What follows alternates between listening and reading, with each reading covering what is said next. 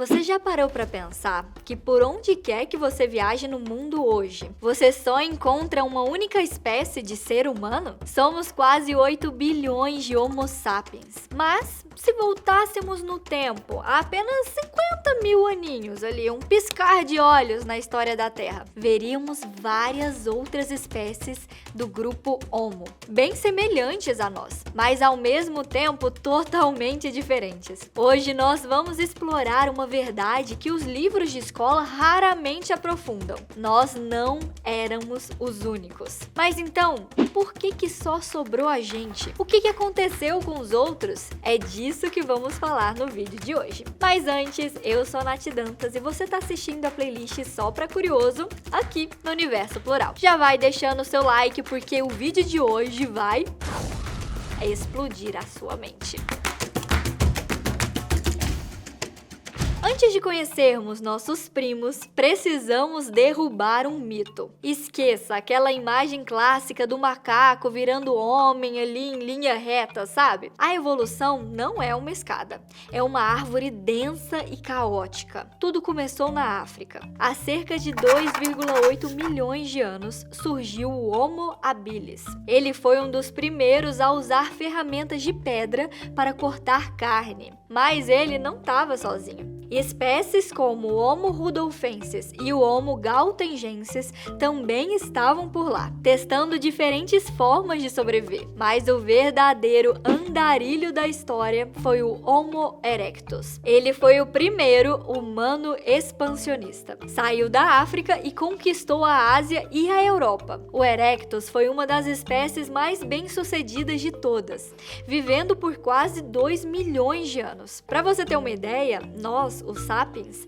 estamos aqui há apenas 300 mil anos. Eles dominaram o fogo, criaram as primeiras roupas e foram eles a ponte entre o mundo primitivo e a humanidade moderna. Enquanto o tempo passava, populações de humanos isoladas em diferentes partes do mundo evoluíram de forma bizarra e fascinante. Na Europa gelada, por exemplo, viviam os neandertais. Eu aposto que você já ouviu falar deles na escola, né? Agora esqueça aquela imagem de brutos da caverna. Eles tinham cérebros maiores do que os nossos, enterravam seus mortos com flores e cuidavam de doentes. E eram também artistas. Eles eram atarracados e fortes, feitos para o frio extremo. E tinham também os hobbits da vida real, os Homos floresienses. Na Ilha das Flores, na Indonésia, a evolução foi um pouco sacana com esses daí. Devido ao isolamento, esses humanos sofreram nanismo insular. Eles tinham apenas 1 metro de altura. Eram pequenos, mas caçavam animais e usavam ferramentas sofisticadas para a época. E os denisovanos, então?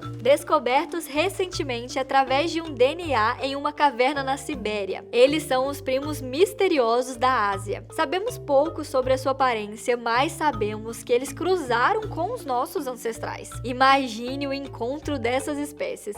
Animais diferentes, porque sim, gente, nós somos animais, no final de tudo, a gente tem que aceitar essa verdade. Mas com muitas semelhanças, como por exemplo a racionalidade e os dedos opositores. E aqui vai um segredo que a ciência revelou há pouco tempo. Se você não é de origem puramente africana subsaariana, você carrega cerca de 2% de DNA neandertal. Sabia dessa? Nós não apenas convivemos, mas nós também nos relacionamos de forma até bem que profunda, se é que você me entende. Se os neandertais eram mais fortes e tinham cérebros grandes, por que eles sumiram e nós ficamos, hein? A resposta não é força física, é comunicação e simbolismo. O Homo sapiens desenvolveu algo chamado pensamento simbólico. Nós não apenas falávamos onde havia comida, mas nós também criávamos ficções, religiões, mitos e regras sociais que permitiam que grupos de centenas de estranhos cooperassem entre si. E foi isso que garantiu a nossa sobrevivência. Enquanto um grupo de neandertais raramente passava de 20 ou 30 indivíduos, os sapiens formaram redes de comércio e alianças imensas. Outro fator crucial foi o fogo controlado e a culinária. Ao cozinhar os alimentos, liberamos uma quantidade enorme de energia para o nosso cérebro crescer sem precisar de estômagos gigantes. No final das contas, nos tornamos macacos pelados, que suavam e podiam correr distâncias que nenhum outro predador aguentava. Nós viramos os mestres da adaptação.